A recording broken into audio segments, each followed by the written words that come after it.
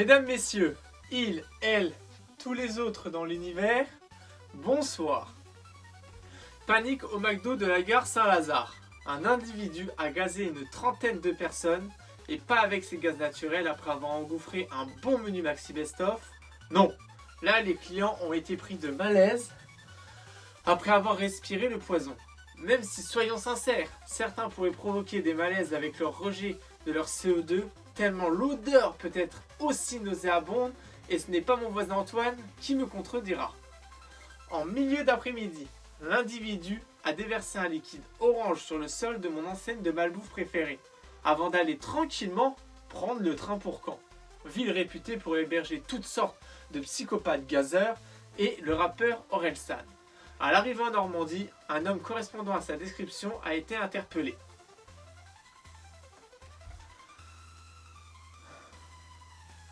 On me demande de signaler qu'aucune violence policière n'a été commise. Ah, 2024, les petits pointillés.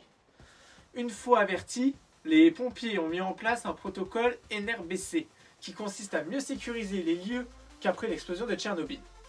Aucune hospitalisation n'a été nécessaire et rassurez-vous, ce n'est pas demain que vous croiserez un humain avec un troisième œil, car il s'agissait simplement du contenu d'une bombe au poivre. Pour continuer ce JT avec le thème des troisième œil, je vous propose de parler OVNI.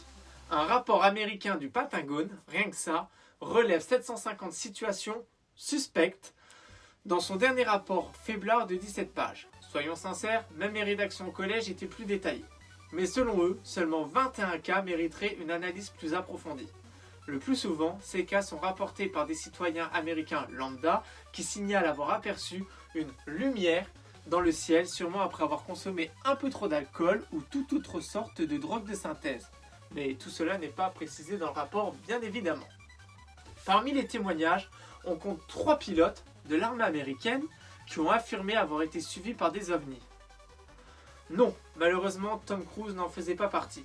Plusieurs anciens militaires ont été auditionnés sous serment, à l'instar de Luis Elizondo, un ancien responsable du Pentagone, qui assure que nous ne sommes pas seuls.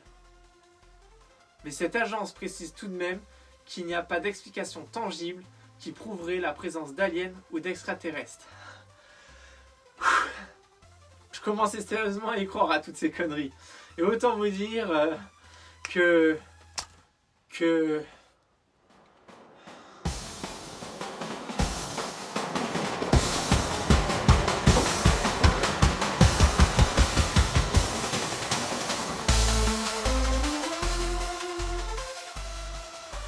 Depuis l'espace, abonnez-vous, car le JT décalé c'est tous les lundis, mercredis, vendredis. Prenez soin de vous et gardez toujours la tête dans les étoiles.